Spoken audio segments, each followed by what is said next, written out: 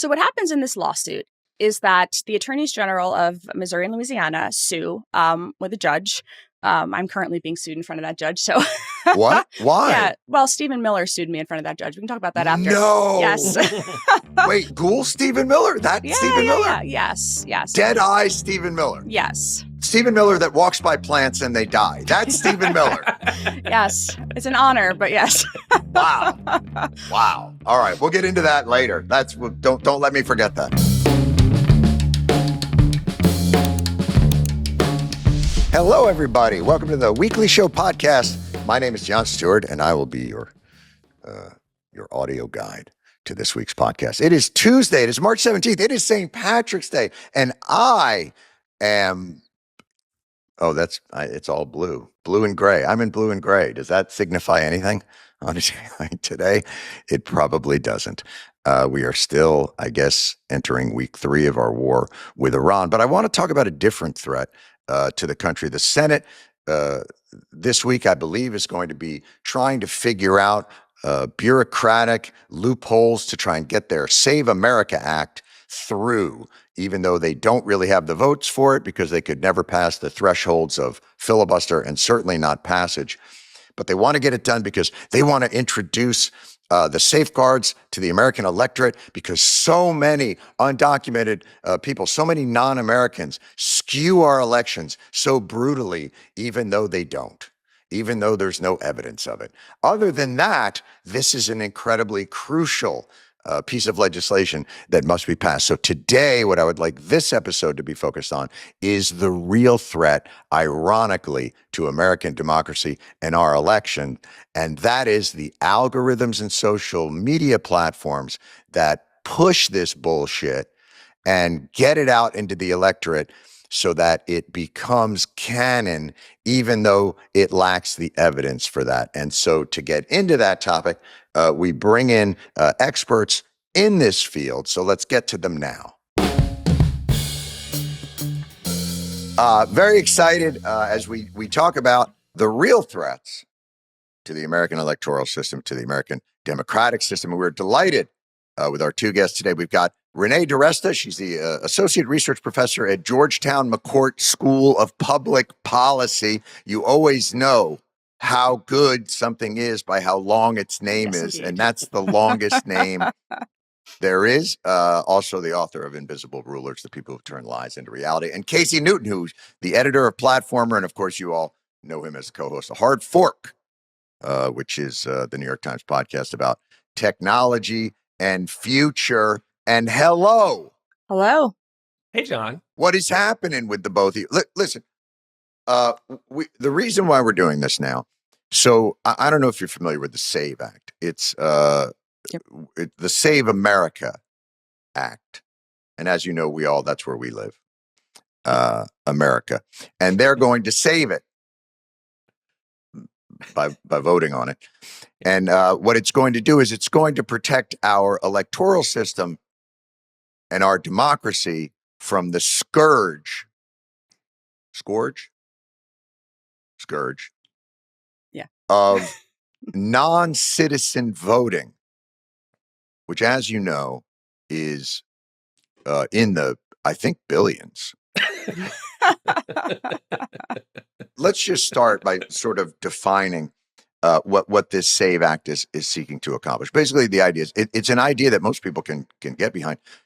Voting is for American citizens. Yes. Let me ask you both now. Generally, are our elections decided by American citizens? Absolutely. Yeah. So we have an agreement. You and I we are all in agreement. So why is it, and this gets maybe to the heart of the issue, 70% of Americans support the SAVE Act because it's going to make sure that citizens vote, but generally citizens vote. But 50%, I think, somewhere along that line, believe that undocumented voting is an enormous problem and is done by the thousands and millions. Why is that? And I'll start with Renée. Yeah, so there's been rumors about that for ages. And you can look back to I mean, we can go back to the 2016 election. You can go prior to that. You basically see these stories. We call them tropes in election rumor research. And I use the word rumor on purpose, right? A rumor is something where it sounds like it could be true.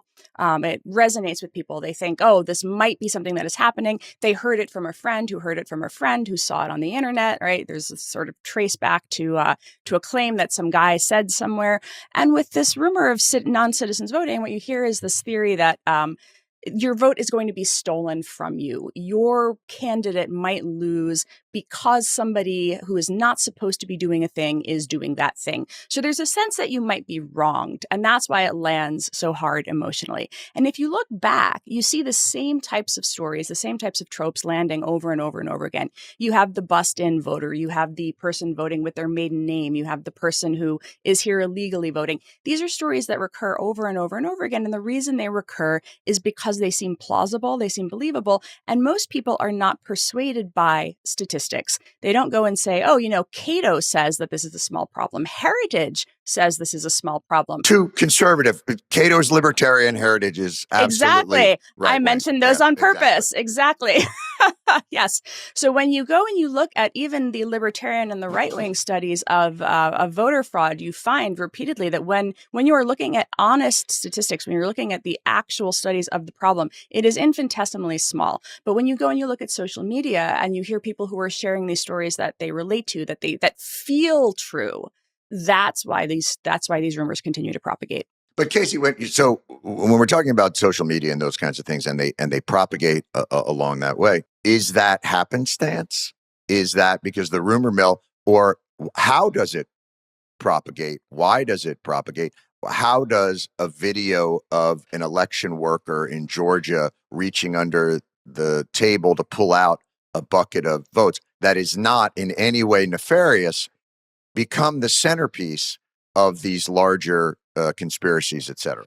Sure. Well, as Renée just pointed out, there's something really emotional about seeing something like that on social media, right? Somebody's just pulled out a bucket of votes and seems like something nefarious is happening here.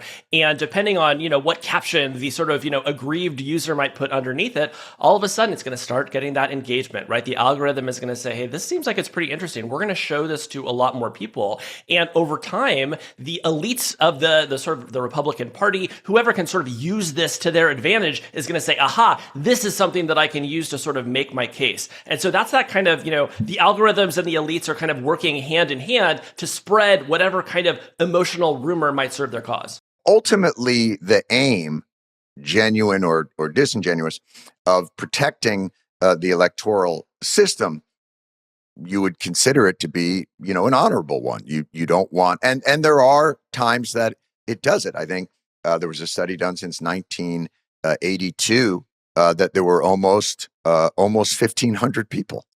Right. Total. Now, you could say, like, well, in small elections, even 1 vote, 2 votes, 3 votes can make a difference, and which is true. But it's very clear that the irony of this is that the larger threat to our electoral system and our American democracy is the manner in which social media can spread these tropes and these inaccuracies to a really much wider group of people and light these fires. And is that the type of thing we're utterly ignoring the actual threat to our democracy? Would that be accurate, Renée? Well, yes. The challenge is that there's not a lot you can do about that, because the way that, as Casey... Wait, what?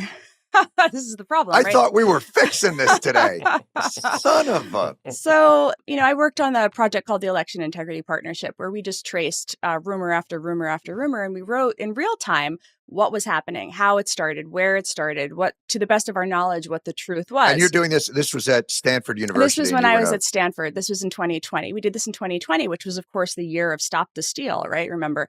And so as we would trace these stories, and what Casey's describing is true. You have the influencers and the algorithms, but the third piece of that is the crowd, right? The online community that surrounds the influencer, that believes it, that amplifies it, and that moves it from platform to platform, right? People are the glue between the online platforms. Just because one platform maybe has a policy that says we're going to moderate this content doesn't mean that all platforms have that, first of all. And second of all, again, like I said, you can't fact check your way out of this stuff. When you try to do that, people just feel that their voices are being suppressed. If you try to silence the rumor, right? If you kind of nuke it and stop it from trending, as happened occasionally in 2020, Right. then they believe that there is, they are trying to prevent you from knowing the truth. And then that becomes kind of a second order, we call it the Streisand effect, right? This idea that you are actually amplifying the theory by trying to suppress it. So one of the things that you have to try to do then is counter speak against it.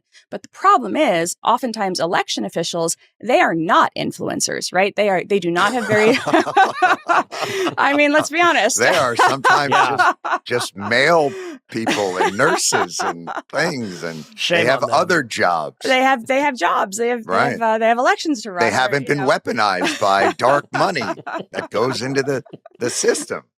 But they've got small followings. In all seriousness, they have small followings, right? They're out there again. They're trying to put out facts. Facts do not land against an emotional story. And the way that rumor mill works, one influencer says it, another one boosts it. Big if true. Have you heard? It's viral by the time the guy with 200 followers is like, actually, let me tell you about how those ballots actually work. Let me tell you why this rumor isn't true. That guy's not going to get amplification. So unless the platform is actively trying to uprank and surface good information, which is something they were trying to do in 2020 and no longer are, we can talk about why that is. Unless they are trying to actively uprank good information, the good information is not making it out there.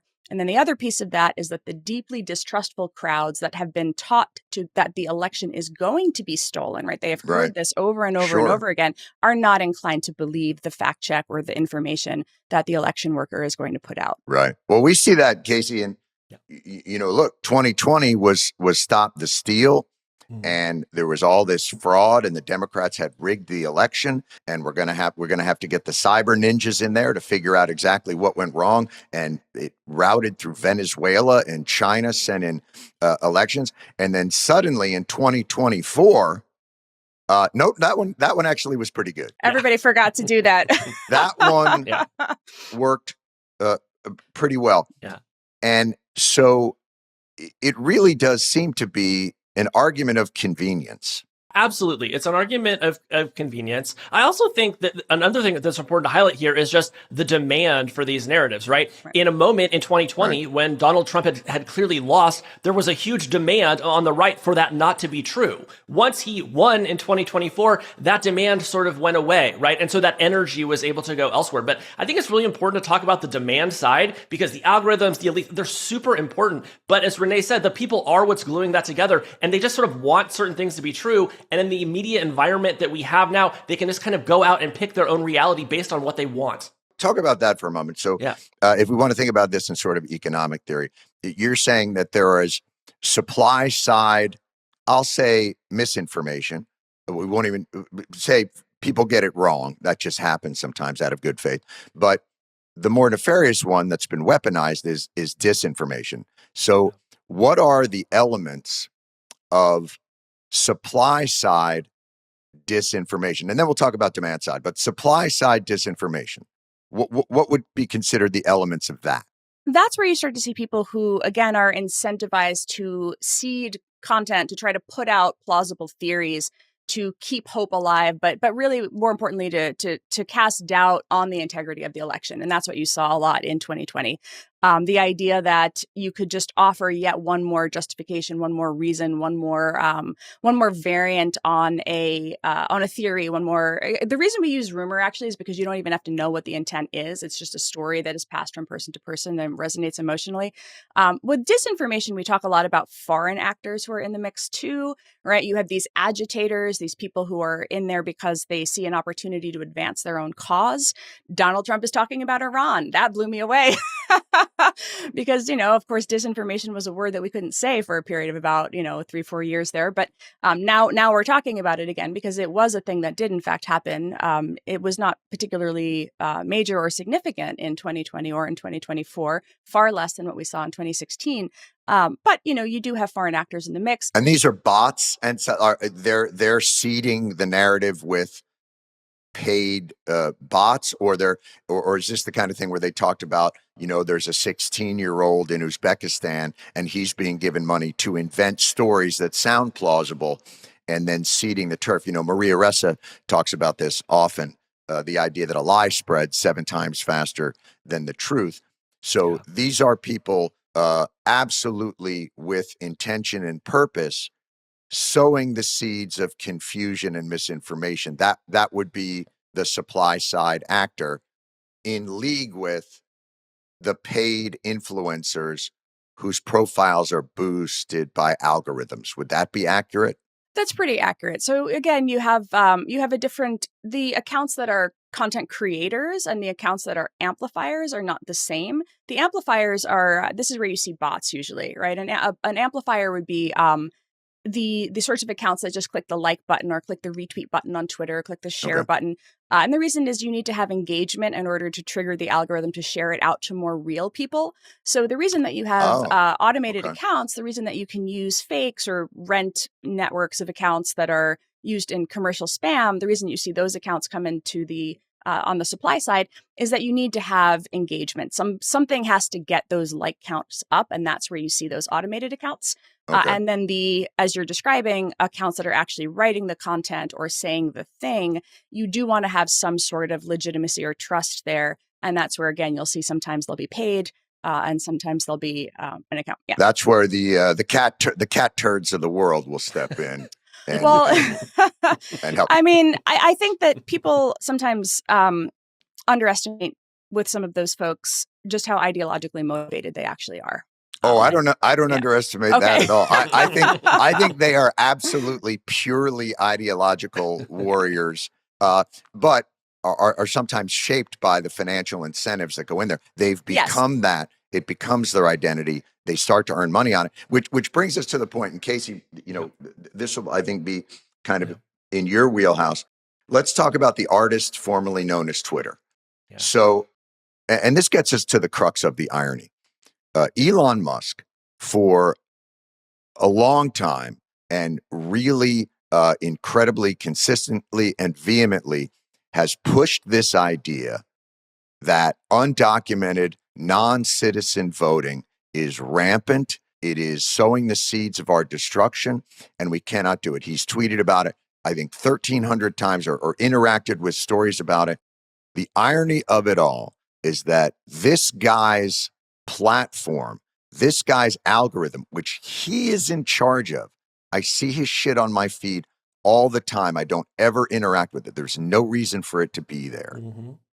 That he is a far more relevant actor in the warping of our democracy through his money and his algorithm than any measure of undocumented non-citizen voting will ever be. Absolutely. I mean, there was a paper published in Nature in February, and they did a study where they had 2 groups, and they showed one, the sort of ranked algorithmic feed, and then they showed one group just sort of a chronological feed. And they found that people that saw the algorithmic feed on X moved further to the right than the control group by like a very significant measure, right? So if you're actively using X, you are probably subconsciously moving a little bit to the right over time. And as you point out, Jon, that is just a far greater effect than what are essentially these mythical cases of an undocumented immigrant voting in one election somewhere. Let's break that down because it's very easy to cast aspersions. What his argument, and I think his people's argument would be is, well, now that we're getting uncensored material, now that the First Amendment has primacy, people move to the right because they learn the truth. But the truth is that algorithm incentivizes the misinformation from the right, and he designs it. Absolutely. And like at Platformer, my newsletter, we broke the story a couple of years ago that after one of his tweets did not get as much engagement as Joe Biden's during the Super Bowl, he went back to his engineers and he said, you need to re-engineer this so that my tweets are getting more prominence. And so they did. And so that is the reason why, even if you don't follow the guy and you're using X all the time, you're going to see his views, which contain, so many just various like right-wing ideas and conspiracies. Like he built the algorithm this way. And like, if you're like me and Renee and you've been covering this stuff for a decade. In 2020, conservatives were holding hearings saying platforms must be ideologically neutral. You must never suppress any sort of speech. Why the right and the left should be equal on these platforms? Fast forward to today, X is just a right-wing political project, full stop. Look, the algorithm is killing us. The algorithm, the way that it incentivizes the hostility and weaponizes ideology and all it's not right. But the antidote is information. And that's where Ground News comes in. Ground News, it's this website and app. It's designed to give readers a better way, an easier way to navigate the news. It pulls together every article about the same news story from all outlets all over the world and puts them in one place, and not incentivized for like the worst, most hostile, most partisan take. It tells you where it's coming from. You can see starkly in black and white how these different organizations and algorithms are manipulating the information that we get. They show you how reliable the source is and who's funding it. Who's funding it? Follow the money. Know who's behind the headline. Oh, who is this Rupert Murdoch fella? He seems delightful. He seems to have a somewhat pointed view of the world. I'm telling you, man. The Nobel Peace Center's even mentioned that Ground News is an excellent way to stay informed. Nobel Peace Center. That's, I think, the one that Trump started. I think it 3D prints Nobel Peace Prizes and just hands them out. The platform's independently operated, supported by its subscribers, so they stay independent and they stay mission-driven. They don't get sucked into this slop. If you want to see the full picture, go to Ground News. They can help you through the noise, get to the heart of the news. Go to groundnews.com/Stewart. Subscribe for 40% off the Unlimited Access Vantage subscription. Discount available only for a limited time. And this brings the price down to like $5 a month. That's groundnews.com/Stewart, or scan the QR code on the screen. Now, Renée, they actually came after your group pretty hard. Tell the story of that. So your group is studying how these things work. And by the way, later on, we'll get into the balance between, because I do think there are First Amendment concerns with a lot of these different things. And that's maybe why it makes it more difficult to do that. But Renée, what happened with the Stanford research group that you were a part of? Yeah, so we ran that project in 2020, and what we did in 2020 was we were tracking these election rumors, and we set up a tip line, right? And we sent an email to the RNC, we sent an email to the DNC, we sent it to NAACP, AARP, a bunch of these civil society groups saying, hey, we want to help, because one of the things we can do is we can trace where rumors come from, where they're going, and we can try to get fact checks out. And per the point about the election officials, they have an election to run. Their job is not to be sitting on social media trying to triage and figure out if rumors are disinformation. You know, this was the first major election since Russia in 2016. We thought we were going to see a lot of state actor stuff. That was one of the reasons why we did the project. It turned out that most of the rumors about election theft, most of the rumors about delegitimization, most of the stuff trying to suppress the vote came from the sitting president of the United States, which we wrote about. You know, that's reality. I'm not going to sugarcoat it, right? So we write about that. And as we go through this project, there's 4 different research centers that are participating in this, 120 undergraduate and graduate students that are the main analysts on this project. And we have a JIRA ticketing system. If you've ever called in with a customer service hotline, somebody like makes a ticket for you, and that ticket kind of goes around the the organization, the building, and they different people work on your ticket. That's how we traced these things, basically. So what is the attempt that you're trying to map? What are you mapping? Yeah, so we're tracking rumors as they go viral, and then we're trying to get them to people who can respond to them. So that might be the platform. Sometimes we would tag a platform in and say, hey, Facebook, hey, Twitter, you have this thing that's going viral on your platform. It violates your policy. Go have a look at it, right? Right. And then the platform, you'd see this in the little ticketing tags. They would say, thank you very much, we're looking. And about 60% of the time, actually, they would do nothing. 30% of the time, they would slap a label on it. saying this content is disputed. Donald Trump would say something about mail-in ballots being fraudulent. They would say this content is disputed. Get the facts about mail-in ballots, and they would link you out to an information site. About 10% of the time, they would take something down. They would decide that it rose to the threshold of actually actioning it with a takedown. So in the course of the full period of the election, we sent about 3,000 URLs in total, right? So 3,000, that's actually very important, that number. So we also communicated with state and local election officials. They had access to our tip line. So a local election official in Kentucky, for example, sent in a tip saying there is an account pretending to be an election worker. I don't know who this person is. They're claiming that they're destroying ballots. That was the kind of thing that we could then go and look at, see, hey, does this look like it's foreign? Does this look domestic? Is this something that a platform should be tagging? You're basically an election. Yeah, just like a triage center. You're like an election observer, but rather than existing kind of in the practical world, you're doing this virtually, in the online world and virtually, and trying to point out inconsistencies and things that may be troublesome to be investigated.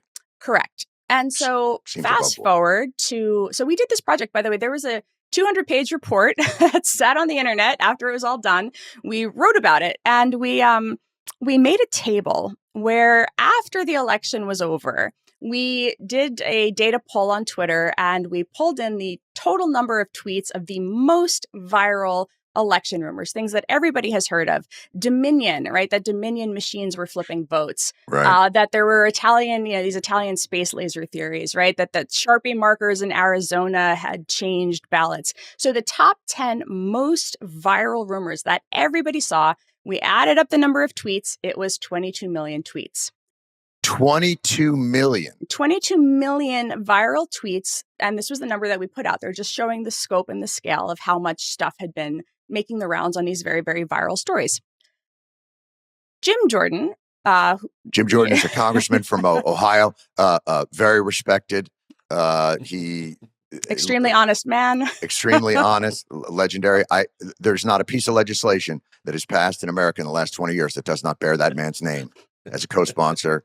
Couldn't have a grander reputation in America. Sports coach really cares about the youth. Some issues about his time as a wrestling coach that may be slightly on it, but I think has completely turned it around and is now a paragon of American sensibility and legislation. Continue. Also, happened to be an election denier. What? Wait, what? Son of a... So... All right. So then he goes, so the election deniers, the House flips, and Jim Jordan gets his gavel and starts this committee called the, I forget the proper name, which just shorthand is the Weaponization Committee, but it's the subcommittee of the House Judiciary Committee to investigate the weaponization of the federal government. He decides there has been a Biden censorship regime, and even though the agencies that we engaged with during the 2020 election were run by Trump appointees, that despite the fact that we were talking to state and local election officials, and occasionally when we did speak to federal government agencies, like when the Iranians ran an influence operation pretending to be the Proud Boys, we did talk to the FBI about that because our team saw that early on. We did speak to the FBI. Trump appointees, But these are real. Like these are real. These are real things that are happening. Literally tried to pretend they actually did that. Yes, yes, and Trump was very upset about this like a week ago. That was one of the justifications apparently for why we just bombed Iran. But as we're doing all of this work, we're talking to DHS, CISA occasionally also. As this is all happening, Jim Jordan gets his gavel 2 years later and accuses us of censoring 22 million tweets. That we were part of a vast plot by the Biden regime to steal the election by censoring 22 million tweets. So again, they claim that that number that we added up after the fact of the things that everybody saw, they claim was really the stuff that we censored. They're saying that is and forgive me if this is, but I'm just going to try and think of their theory of the case. Yeah. Is their theory of the case, and Casey, weigh in on this as well. Yeah. That by pointing that out, that you are in league, that you are intimidating these social media platforms to go through and cull things you consider misinformation or disinformation. And by doing so, you are unleveling the playing field. Would that be their theory? And where does the 3,000 come in? The 3,000 would have been the thing to actually have that conversation about. The 22 million number was published in March of 2021.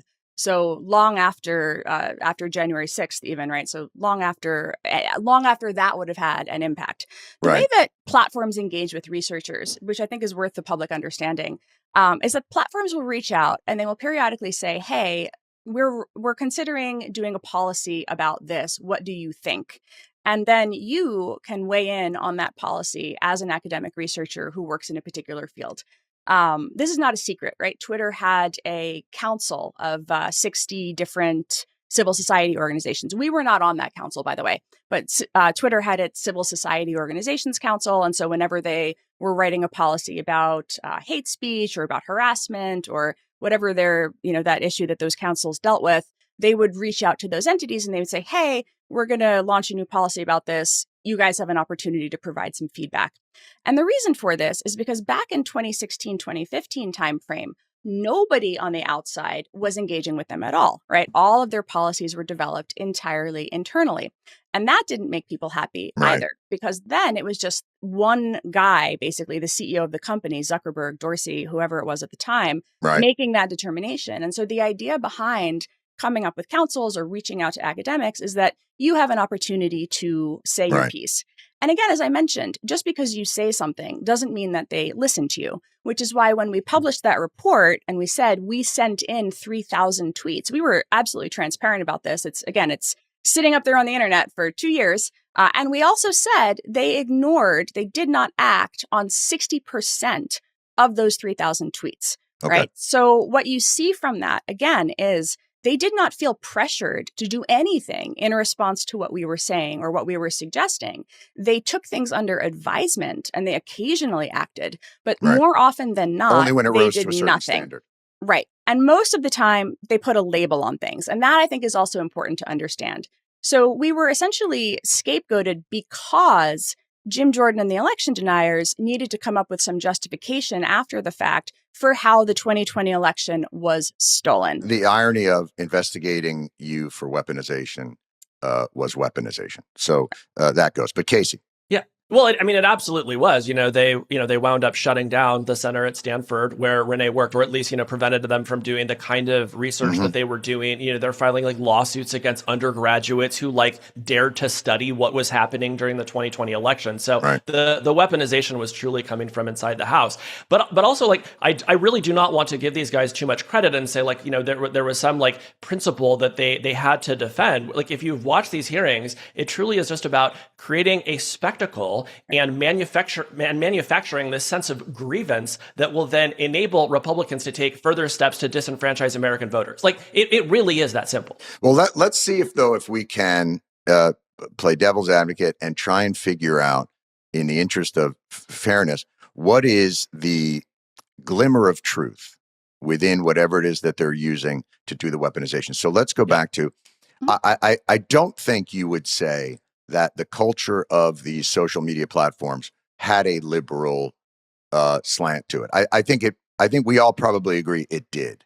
If you think about Facebook and Twitter and those companies, they are steeped in probably at least an aesthetic amongst the workers that leans maybe liberal. Would that be fair?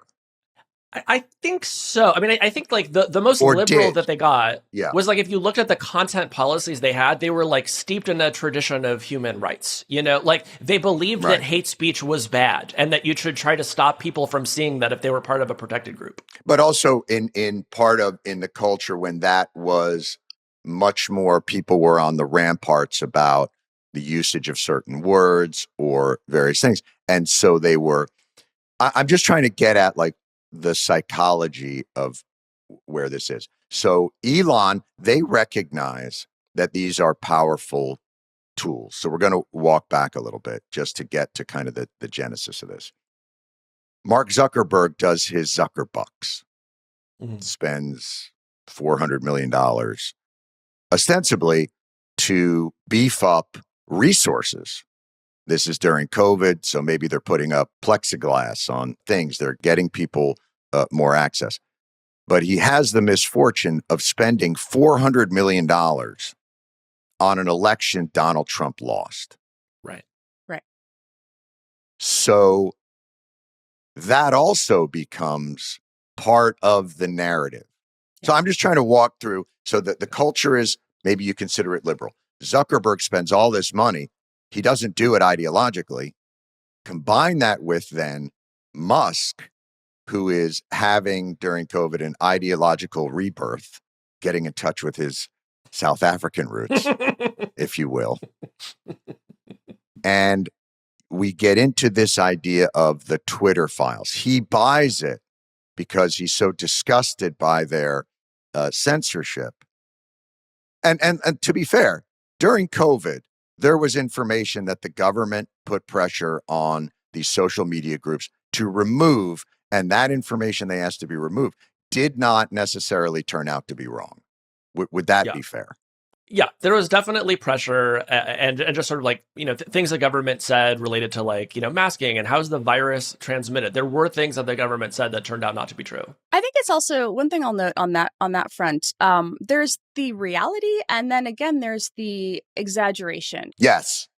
I'm trying to get to the reality as well. Yeah. So there's a court case that you're possibly familiar with, right? The Murthy v. Missouri case, Missouri v. Biden, where you see this litigated, and it goes all the way up to the Supreme Court. Explain very briefly just the genesis of the case and the background. So 2 election deniers, the attorneys general of Missouri and Louisiana, filed. No, I think it's really important, again, to get at the underlying motivation, right? It's just so wild to like 2 election deniers, the attorney generals of Missouri and Louisiana, one of whom is now the sitting senator of Missouri, Eric Schmidt, right? So let's be, look, I think it's really, again, I think getting at the motivation is something that I feel like mainstream media dropped the ball on, candidly. And I'm going to be angry about that for a long time. Understood. As you should be. So, they filed this lawsuit alleging that, again, there is a Biden censorship regime, which somehow started in the Trump administration, but holding that aside, that they eventually stopped focusing on the election because they have to deal with the inconvenient reality that at the time, these appointees were Trump appointees. So what they do to get around that inconvenient reality is they allege the deep state, right? The unfalsifiable claim of the deep state. If you worked there at the time and something went inconveniently for Trump, it was the deep state. But then holding that aside, we're just going to jump ahead into the future. And now it's Biden during COVID. And so you do see, again, the government reaching out and communicating with the platforms.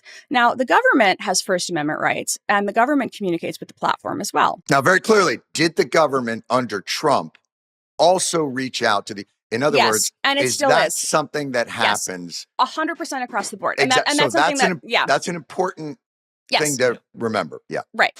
And they're still doing it, right? They're still reaching out today, complaining about platform moderation of ICE-related content, right? So again, platforms and governments have had back and forth this tension for since platforms have existed. And right? not to put too fine a point on it but in all the complaints about Zuckerberg, being intimidated by Biden, Donald Trump threatened to jail Mark Zuckerberg if he ever did anything like that again. So if we're ever going to be talking about government intervention and intimidation to a social platform, let's be fair that it's one thing for the government to reach out. It's another thing for the president of the United States to say, and I will put you in jail. Imagine if Joe Biden had said, I'm going to jail Elon Musk if I lose the election, right? Like, conservatives would have lost their minds. So, and in 2018, you also saw threats by Trump, an executive order even, to try to revoke platform liability protection, right? So platforms have liability protection. That's that Rule 2. CDA 230. Yeah. 230, yes. So what happens in this lawsuit is that the attorneys general of Missouri and Louisiana sue with a judge. I'm currently being sued in front of that judge. So what? Why? Yeah. Well, Stephen Miller sued me in front of that judge. We can talk about that after. No. Yes. Wait, Ghoul Stephen Miller? Stephen Miller? Yeah. Yes. Dead eye Stephen Miller. Yes. Stephen Miller that walks by plants and they die. That's Stephen Miller. Yes. It's an honor, but yes. Wow. All right. We'll get into that later. Don't let me forget that. They pick this judge, right? They pick this judge and they file this lawsuit and they allege that the Biden administration did what's called job owning. So again, because the government has First Amendment rights, the government can communicate with the platforms. The question is, does it rise to the level of coercion? does it rise to the level of the government saying, for example, nice platform you've got there, shame if anything happened to it, if you don't do this? Or if I'd have to jail you if you do this for again. hypothetically. Hypothetically. And so they do all these depositions, right? And they're deposing Fauci, they're deposing FBI agents, they're deposing Department of Homeland Security agents, because what they're trying to find is evidence that the government was secretly demanding that platforms take down content.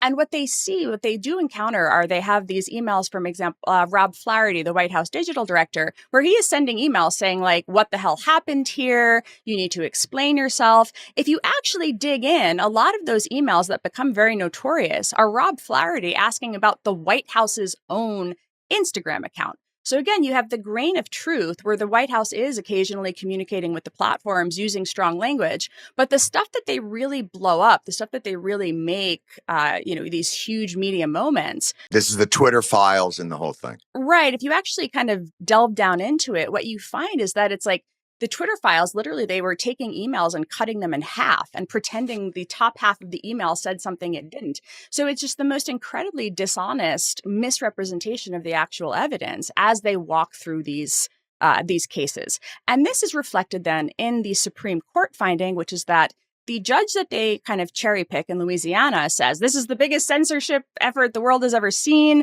issues an injunction, this very broad spectrum injunction saying the government can't possibly talk to platforms. This becomes a problem. The Fifth Circuit Court of Appeals, which is very conservative, actually walks back that injunction, which is a remarkable thing to see. It eventually makes it up to SCOTUS. Amy Coney Barrett writes the opinion, and she says there are clearly erroneous findings by the lower court. The evidence just doesn't stand up here. And she tosses it for standing because what she says is that none of the plaintiffs in the case, for example, Jay Bhattacharya, right, who is now the, CDC head at the moment. Yes, CDC head, yes. It's like musical chairs with these guys and the health officials these days. But right.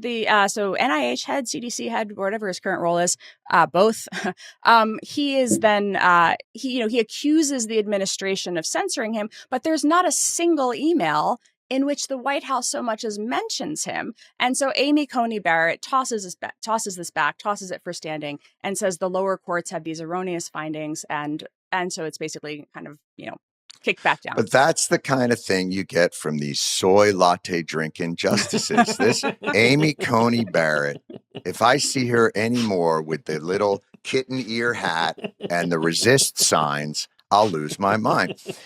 Casey, this points to a really interesting dichotomy. Yeah. The difference between the court of social media and the court. Yeah. And you find often that a lot of these weaponized complaints and all these things don't bear. Let's go back to the 2020 election. None of their complaints withstood the scrutiny of courts, withstood the scrutiny of bodies that have evidentiary standards. But in many respects, that's not really what matters here, is it? No, I mean, when you are just browsing your social media feed, your evidentiary standard does this feel true to me?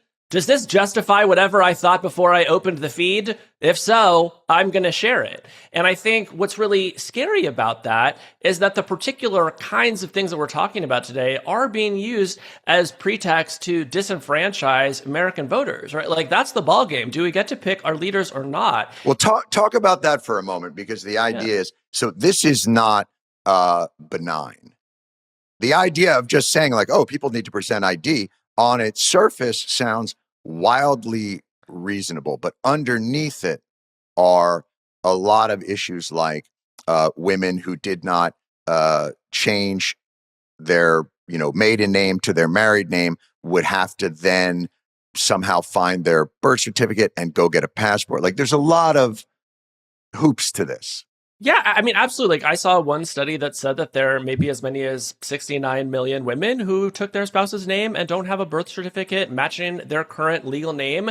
Women may be likelier on balance to vote for Democrats than Republicans. And so if you're a Republican and you're pushing this, like, you probably don't care that married women may be less likely to vote in the next election, right? We also know this is probably going to affect a lot of trans voters. If you're a Republican, you'd be happy if no trans voters voted in the next election, right? So when you look at the groups that are affected here, it is just generally people that Republicans could stand to live without ever voting again. Let's just, to put a fine point on it, the reason why we're talking about this today is the Republicans are considering blowing up the filibuster, which I really don't give that much of a shit about to begin with, but and doing all kinds of things to pass this act that's going to raise identification standards so that only American citizens vote, which does not appear to be a problem of any substance, while protecting the actual mechanism that seems to be distorting American democracy.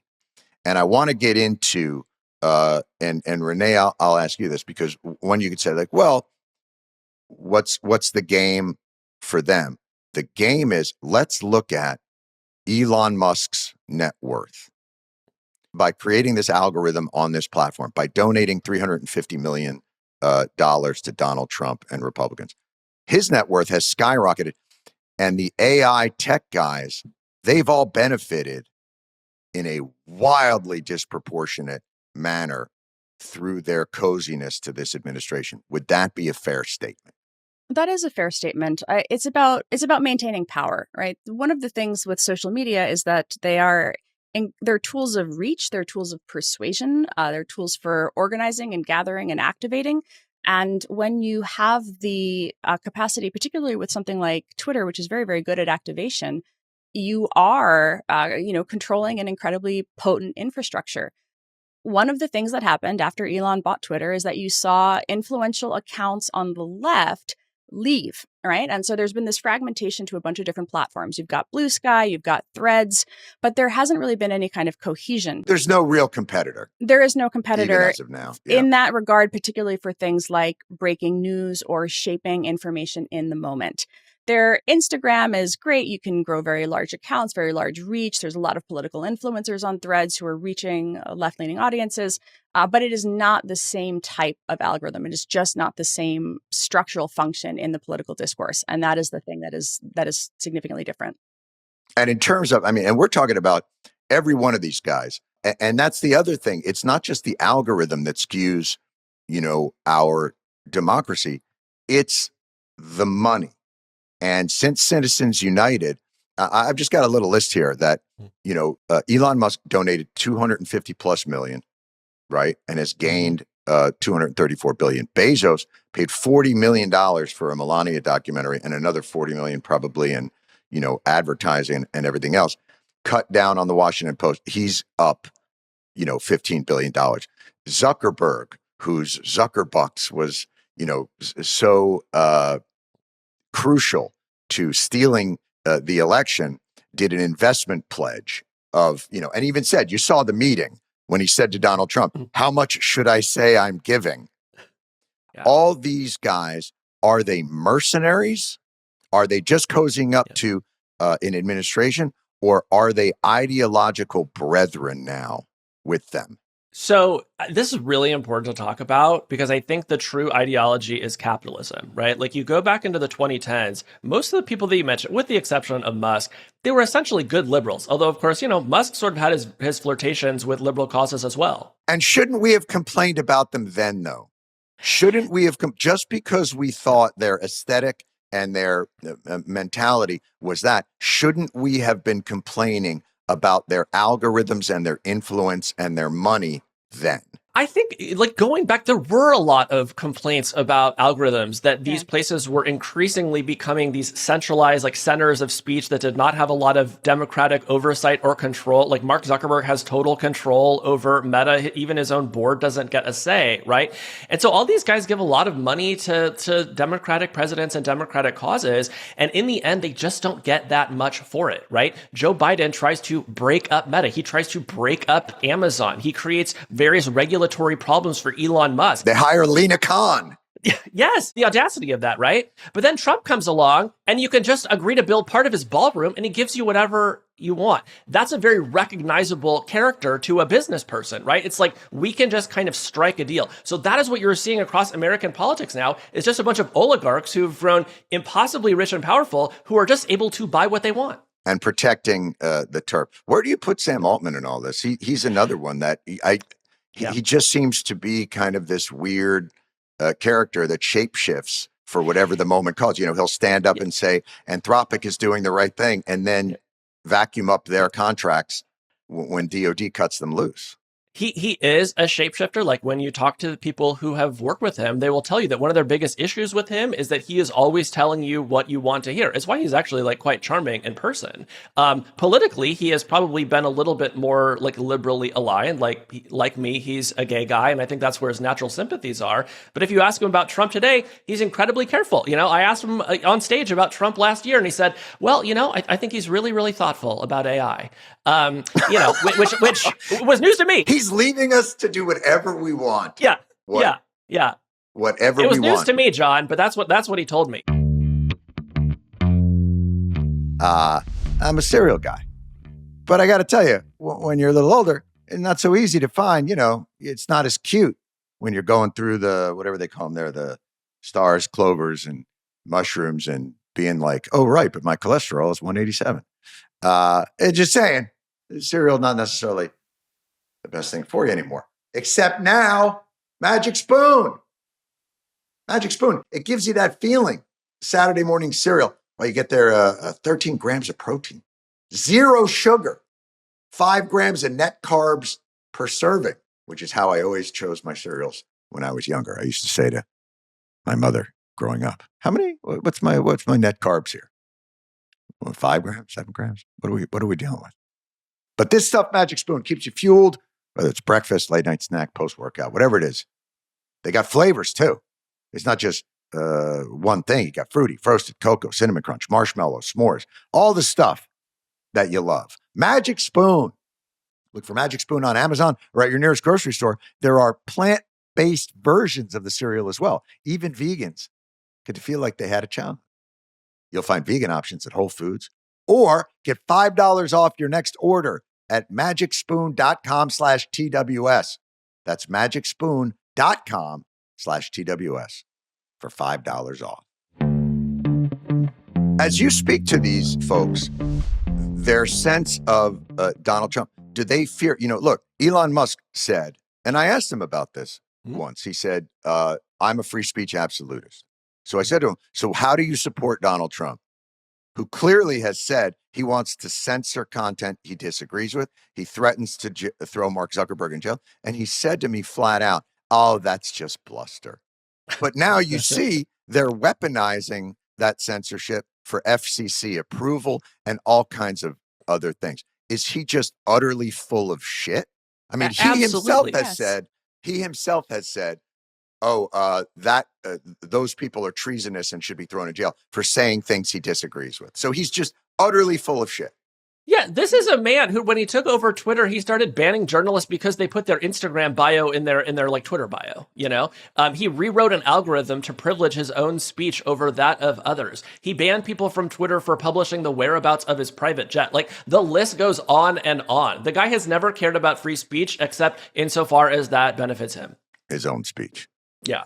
I think it's really important to understand the word censorship not as something that free speech activists on the web have cared about this for a very, very long time, right? I mean, we saw the freedom of speech, not freedom of reach thing that sits on top of his content moderation policy was something Asa Raskin and I came up with in 2018, right? That argument that you should be able to maximize content. You should want as much to stay up as possible. And then at that point, you think about like, how do you decide what to curate? How do you decide what to preferentially amplify? When you have a crisis like COVID, it is not bad for a platform to decide, hey, maybe we should, in response to search queries, have a little knowledge panel up at the top that returns something from the CDC, right? Because people are looking for accurate information. They made perfectly reasonable decisions to uprank stuff. Did they take too much down? Yes, you can make the argument that they absolutely did. No, I think that's fair. I think they did. I mean, and I think they would even maybe cop to that now. I think that they would say that too. Again, when you get to certain types of content moderation policies, like the lab leak hypothesis that became, such a thing, I thought that was a stupid policy. Oh, I know. I thought that was a very dumb policy. But I also want to say, because I think people don't realize it, that was a Meta-only policy. Twitter didn't do that. YouTube didn't do that. Only Meta had that policy, and they had it for 3 months, right? So it sounds like a thing that was, in place for 2 years, and it actually wasn't. So when you actually look at, and I encourage anybody to do this, because the one thing is the policy documents are there. You can go look at them right there. That aspect of the transparency thing is there. What you see from Elon, though, is that he borrows the moral weight of the word censorship while emptying it of moral content. Bars. Bars. Come on. Renee.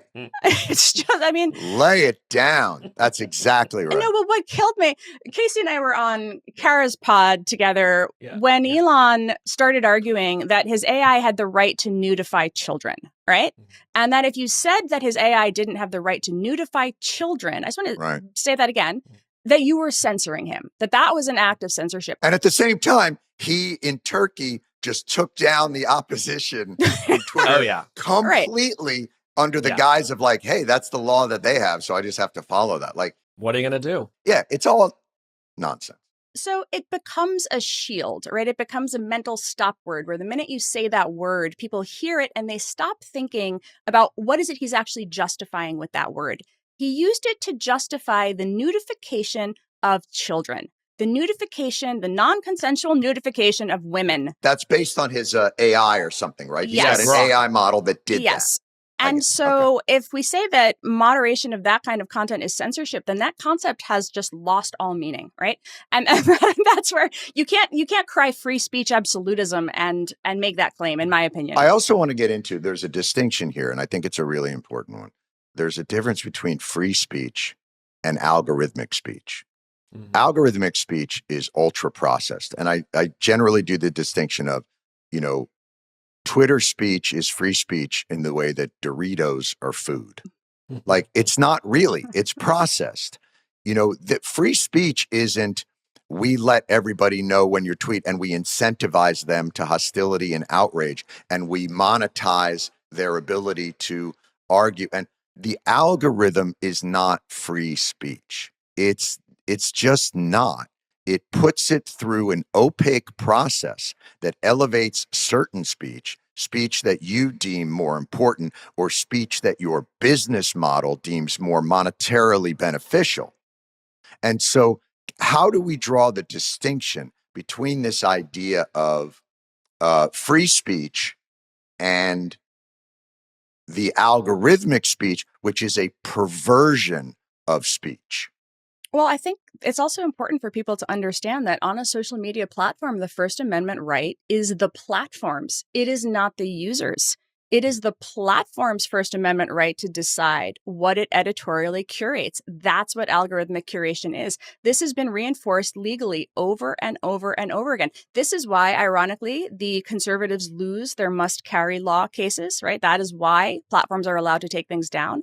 And on the flip side, it is why, again, it allows platforms to leave everything up or take everything down. It allows them to pendulum swing in accordance with new leadership coming in, right? Because the First Amendment right on a private platform belongs to the platform, that is to the company that is making the editorial curation decision. It doesn't belong to the user. And this is a thing that frustrates a lot of people. This is where you hear the complaints that the platform is censoring me. In reality, the platform is deciding what to uprank, what to downrank, and how to set the policies. And by the way, if Elon Musk, if somebody came after him for whatever it is, downvoting something or constricting their thing or making those decisions, the Republicans would be the first one to say, "Hey, that's his platform." First Amendment right. Yeah. Right. This was why they started to avoid regulation, right? To have these self-regulatory mechanisms. That's what all those councils and, the periodic outreach to academics, the periodic outreach to government, that's what all of those things were. It was the, hey, you guys, you can weigh in, you can give us some feedback so that it doesn't look like we're making these decisions unilaterally. And then in a way, you could argue that for a time, I think that they were trying to be good citizens, maybe I'm giving them too much credit, but You see them shift that back. No, they've been unleashed with what they consider animal spirits now, I would assume. Casey, what were you going to say? The thing that I just want people to remember whenever they're looking at a feed, whether it is X, Instagram, anything that is ranked in this way, you are staring at something that has been engineered to hypnotize you. Yes. And you know what I mean? Like, and what hypnotizes you? Conflict, outrage, weird stuff, sexy stuff that's going to produce a really strong emotional response. So what I try to train myself to do, and I struggle with this too, is like when I see something online that makes me feel a very strong emotion, that is the moment that I'm trying to be the most skeptical. That is what I'm saying. Wait, who is posting this? Why are they posting it? What are they trying to get me to feel? And that is the kind of core tension that you're just always going to experience when you're looking at an app like this. So as we sort of break it down there, the Republican focus is on this so-called Save America Act, which is going to safeguard our elections. But, our premise is that the real threat comes from this algorithmic manipulation of our speech, combined with the unceasing amount of money that can be thrown into the pot by these new Gilded Age, whatever they are, robber barons.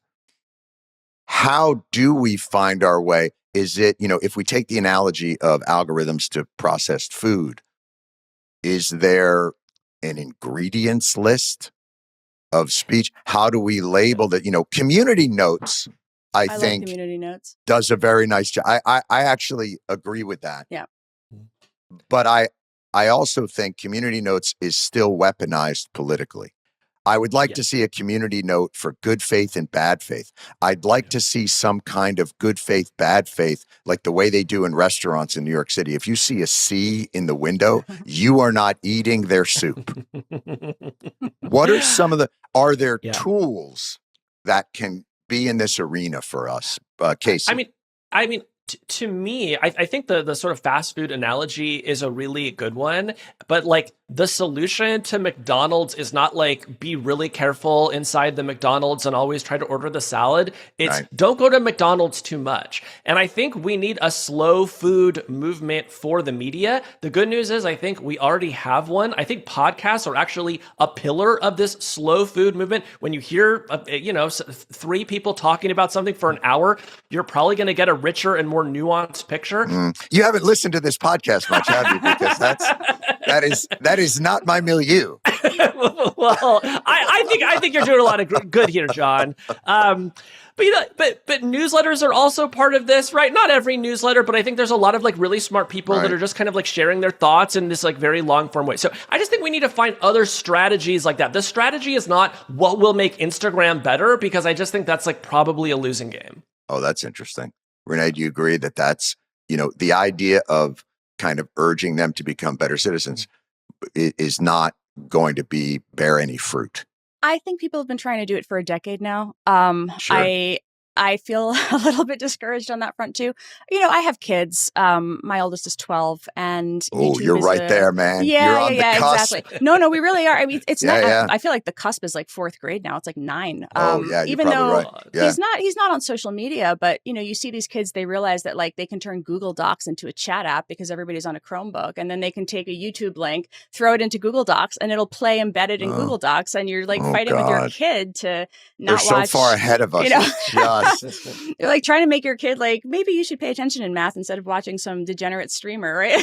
No. You know what? With kids, you always feel like you're the Iranian regime and they're a VPN. And they're just getting get around everything. Oh, they really do. But I mean, the reason I was thinking about this as Casey was talking, though, is I just, you try to emphasize like make good decisions, right? Look, I can't keep him off it, right? I can say like, I'm not going to let you have a social media account. I understand you're going to watch YouTube. Let me explain to you where some of this stuff comes from, because a lot of what's really interesting with middle schoolers is like meme culture for us in 2016 is so normalized for them. A lot of the stuff, even like manosphere content, it's just so in the water at this point. It's just there. Does that help it lose its effect in some respects? Like when it first comes out, it's novel. Like, look, this is a relatively new form of communication, and television and radio created disruption. Hell, the printing press created disruption. Everybody thinks, oh, the printing press happened and that ushered in the Enlightenment. It really didn't. It ushered in 200 years of 30 years war, killing people and Right. going, burning witches. Are we in a period of adjustment where your kids won't be affected in the same way because it's native to them? I think they know that it's not good. I think that, for a lot of them, they don't want social media. They're not looking for it. I used to hear this. We would have high school students over to Stanford actually a fair bit. And there would actually be a lot of high school students who are like, I just don't want to be on it. I just don't see the point. I don't feel good about myself when I spend hours scrolling a feed. And so I don't do it anymore. Right. And so you do hear a little bit of that, and nothing is more humbling than having your 5-year-old say, is that a no, mom? Or is that a you're distracted on your phone? No. Right. So, yeah, I mean, because How is it that they always see right through us? How is it? I hate that about them. Right. Yeah. My kids are 12, 9, and 5, and the 5-year-old recognizes that sometimes she's getting a distraction response as opposed to an actual response. And they will absolutely say it to you because, they recognize what's happening. And it's a very humbling moment, realizing that you are just as addicted, probably more so than they are. So I think that is it normalized? I think I struggle with how do I, knowing what I know, I mean, this is my job is to look at the worst stuff on the internet, but how do you keep your kids away from it? Or at least keep it from penetrating. But I think, and I want to ask you, Casey, you talked about sort of that relating it to the slow food movement. And I've seen things like that or farm to table. And they always become New York Times style section columns, but they never actually become ubiquitous within the culture. And I wonder, are we thinking about it the wrong way? Because in some respects, this is a battle. And what I see a lot on the left is we got that guy's given misinformation, so we've got to stop that, or we've got to take that guy out. And I always view it very differently, which is no, you fight information with information, and you have to fight it as tenaciously. I've been locked in battles with I remember when we were trying to do PACT Act it was a burn pit bill for veterans. You would think, who's going to be against that? But there was a very strong group of weaponized right-wing influencers who spread misinformation about that bill. And we could have gone the route of you've got to take this down. You've got to put a community note. But what we did is we went right at them as tenaciously as we could. And is there a model in that? It's been shocking to me that it's malpractice in terms of social media companies that nobody has created a viable competitor yet for Twitter. Like, that blows my mind. And people are trying, right? Like Blue Sky is trying, Threads is trying. I think these networks get really entrenched and they're difficult to disrupt. What you just said, it made me think of like what Gavin Newsom is doing, like sort of like playing this I thought that's been very effective. Yeah, I mean, I think people have like a lot of different feelings about it, but you cannot deny that the guy is like down in the trenches and he's fighting the fight on the terms that Trump has created. And I do think it is worth, someone doing that to kind of see what happens. I wrote this article. I think it was, I wrote it actually, I mean, candidly, it was after Stanford shut down the Internet Observatory and I was pissed, but it was an article basically saying like, you have to fight. I mean, per the point, right? Yes. There was such a capitulation on that front. What happened when Stephen Miller sued us and all the subpoenas came down? Oh, yeah, right. I forgot about that. Let's get in all the hubbub, I forgot that the undead has filed a lawsuit against Renée. Talk to us a little bit about what? Well, Why? it's pending litigation, so I can't go into the details, but it's, the basics I can cover, which basically it's the same lawsuit. It alleges that, so they found a plaintiff, somebody we'd never heard of, never talked about, but she lives in that district. So that's how they get their judge. Right. But they alleged that in our communication with the platforms, when we said, for example, Gateway Pundit wrote a false story, or if we tagged it, Gateway Pundit wrote a lot of false stories in the 2020 election. And I'm just going to say that again. Kind of Gateway Pundit's thing. Yeah. But as they said that was us acting as basically de facto agents of the government, right? They alleged that DHS was secretly puppet mastering us to do it. And so we were violating the civil rights of the people that we talked about or that we wrote about or that we flagged or that we talked to platforms about. I mean, this is going to get dismissed eventually. This is such a stupid theory that it makes no sense at all. But the point is to tie you up in legal bills for 3 years and to shut you up because, again, like I said, I can't really go into the details of it. Just out of curiosity, though, yeah, I guarantee you Stephen Miller and DHS are in touch with those platforms directly. 100%. Yes, absolutely. They are. They don't even hide it. So wouldn't that be somewhat of a defense? Well, John, you're assuming that hypocrisy matters. You have to have, I mean, again, like you said before, right? Eventually the courts come down in the realm of reality. But in the meantime, the way that the institutions, this is the point I'm trying to make, the way that the institutions decide whether to persist is in the court of public opinion. Do they feel pressure? Do they feel like you're going to constantly, are they going to be constantly sued? Are they going to be constantly harassed? Are people going to be constantly complaining about the university? Is there going to be reputational harm? Is there going to be reputational damage? And that is what ultimately makes a lot of these institutions decide that the best thing for them to do is to shut up and say nothing. Mm-hmm. It is the wrong approach. It has been the wrong approach for several years now, but making them understand that you have to fight in the arena is a foundationally different shift because they're hearing from their PR people who were trained in the 1990s era of crisis comms or comms that you shut up and you let the media cycle move past. And they don't understand that there's no such thing as the media cycle in the age of social media when they can just, kick it back up again once they've made you a character in a cinematic universe. And there's no such thing as a frictionless existence. Right. This idea that they think if they just make themselves small enough, they can live in a frictionless existence is ridiculous because what you end up making yourself is a tasteless pablum so inoffensive that it serves no one and does nothing. Will the government, I still don't understand, and Casey, maybe you have a sense of this. Yeah. How is it that, and I don't think there's any question that this is a bioengineered product that is designed to escape whatever it is that is self-protective within the human brain. Mm-hmm. To continue, it is monetizing your attention and your life. They care about nothing. It is a parasite. While it can be viable and good, it is nefarious in its intent and monetized in its intent. How the hell is a product that powerful, that dangerous, go utterly unregulated for any of its effects? And how do these companies escape any liability? It's a great question, and I think there has been a lot of progress lately, actually, in trying to shift that discussion. I would say that prior to 2020, we didn't really think of these products in the same way that you would think about other regulated goods like alcohol or tobacco, and people tried to pressure them to make different sort of content moderation decisions, and well, maybe if the algorithm worked a little bit differently, we would all be happy again.